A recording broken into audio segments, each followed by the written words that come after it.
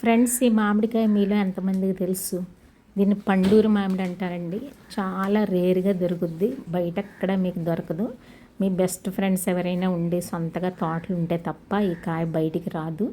ఎందుకంటే దీని కాస్ట్ ఎక్కువ, టేస్ట్ చాలా బాగుంటుంది. ఎక్కువ ఫ్రెండ్స్కి గిఫ్ట్గా అయితే ఇచ్చుకుంటారు. మాకు ఇవాళ మా ఫ్రెండ్స్ 2 కాయలు పంపించారు.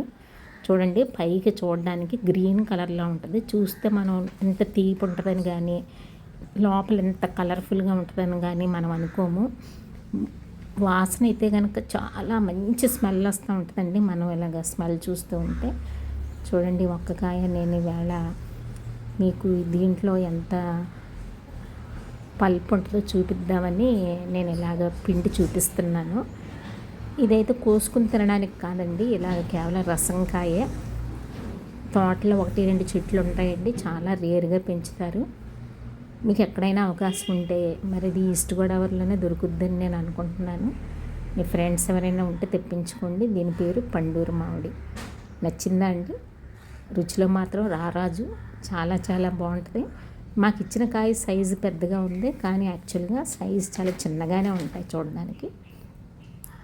తింటే కనుక ఇలాగ బాగా పండిన మామిడికాయలే తినాలండి.